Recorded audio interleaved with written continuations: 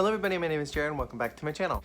We are going to be continuing our discussion about Dead Like Me. We are on Season 2, Episode 11. This episode is called Ashes to Ashes. This eyebrow is just like really aggressive today, isn't it? So this episode is not jam-packed with a ton of content. There are aspects of this that kind of feel like a filler episode, but there are also some important things and we'll jump right into those. Starting with George, who is feeling really bad about this guy named Arthur Sims who dies. The nice thing about the intro and the outro is that we get Roxy presence, and anytime that Jasmine Guy is on screen, I'm very happy. So this episode tackles some of those things that have kind of been talked about throughout this season, which is feeling bad and then doing things to feel good.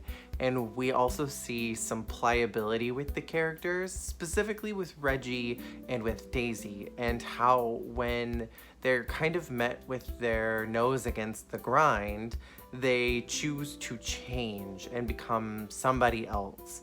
And we kind of see some of that pliability with George, and how when she's kind of pressured into things, she'll adapt. And we see this adaptation in different ways.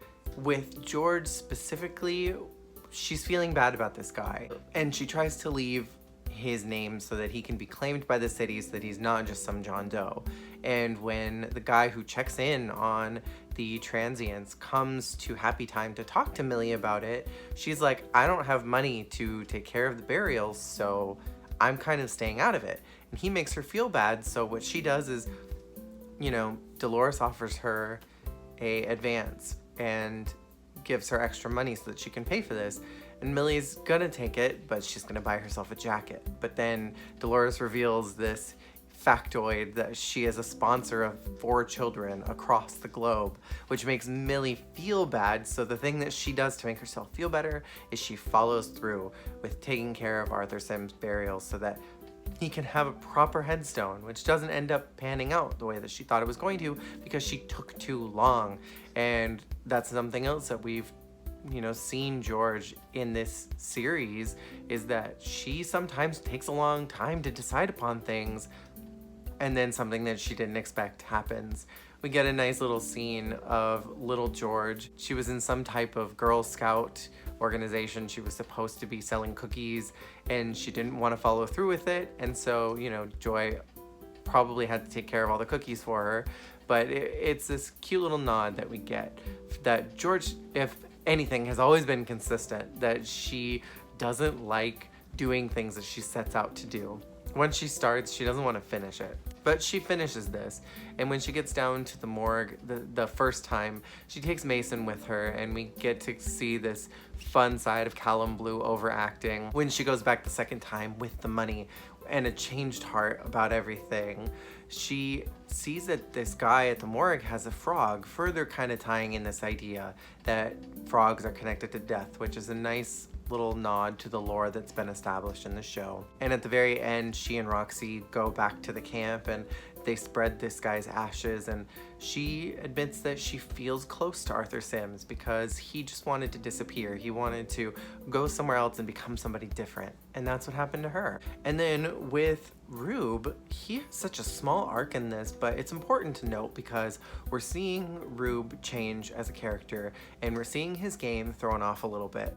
I take notes every single episode just so that I can stay on track, and I couldn't find my notes from before episode 3 of this season, but from this season we've only seen Rube do 2 reaps, at least from season 3 forward. I don't remember him having any in episode 1 or 2, but we saw him in the group reap when they went to Lunateca, and we saw him when he was at Reggie's school. We haven't gotten to see his style very much throughout the entire series.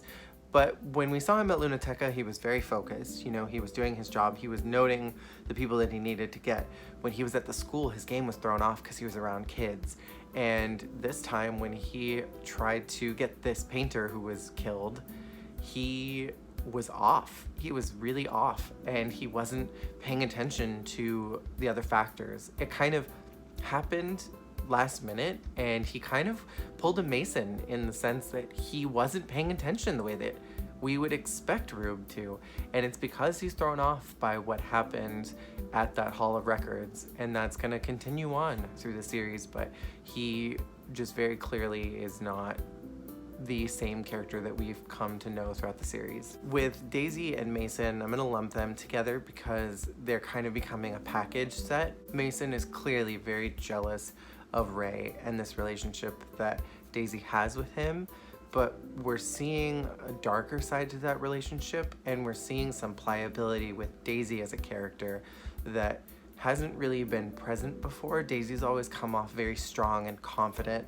very, very sure of herself, and she gets this acting job with Ray, but it's a reality TV gig, and he's really aggressive with her. I would say it's actually abusive, and he grabs her and he holds her down and he's verbally abusive to her. He's awful, and she kind of just takes it, and it's almost like she thinks she deserves being treated that way, that any time throughout this episode that we saw Ray treating her bad, she tried to do something to feel good by doing what he wanted. So it's that idea of feeling bad, feeling good that has been talked about so many times throughout this season. The reality gig that she's got is that she's got to help this guy cheat, and she's basically doing one of those where she's pretending to be the girl at the bar, and she's trying to get his attention, she's trying to get him to cheat, and then the camera crew's gonna follow him to the hotel to catch him in the act.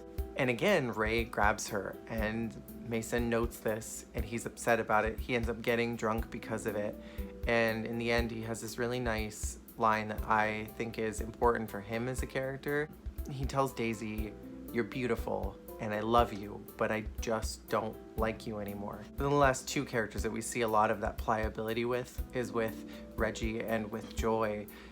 Reggie meets this girl at school. She calls herself Raven. She's a goth girl, and Reggie's kind of into it because this girl seems to get her, and comments, why should Reggie be happy? Her sister died. And Reggie is willing to kind of adapt her personality to this girl because someone's paying attention to her. When she gets home, Raven doesn't like JD, and so Reggie is kind of mean to JD. And this girl wants to paint her and put on makeup and make her goth, and Reggie adapts and flexes because she's really pliable as a character right now. She's going through so much change and she doesn't know who she is.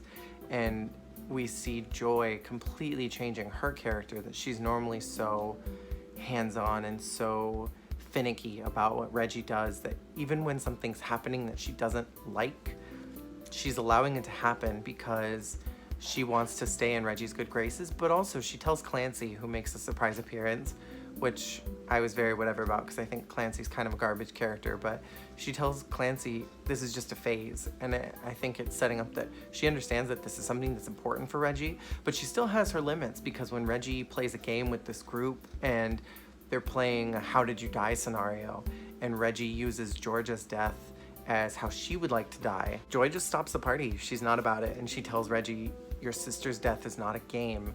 And even though she's willing to kind of be pliable with Reggie, she's not willing to do it this time. Hi. And on to favorite quotes. I've got two of them. One of them is from Crystal, and it's such an insignificant quote, but it kind of makes me giggle every time. The guy comes to talk to George or Millie at Happy Time. Crystal says, there's somebody waiting for you. Millie replies, what do they want? And Crystal says, it doesn't say. And the last one is from Daisy when they're all talking at the table in the morning. Mason's like, we should go down to the morgue, and Rube's like, you have no business down at that morgue. And Daisy says, all of our business is down at that morgue. I don't know why I like it, but I do. That is the episode Ashes to Ashes, and as you can probably see, I cut a little bit close towards the deadline, so I'm gonna be doing one every single day because there's 5 left, and I gotta get the last one out on Halloween. So y'all are gonna be getting a lot of these. I'll see you guys tomorrow. By the way, my original intention was to do one of these every single day last year, and that didn't happen, so we're just coming around full circle of what the original goal was, it seems like.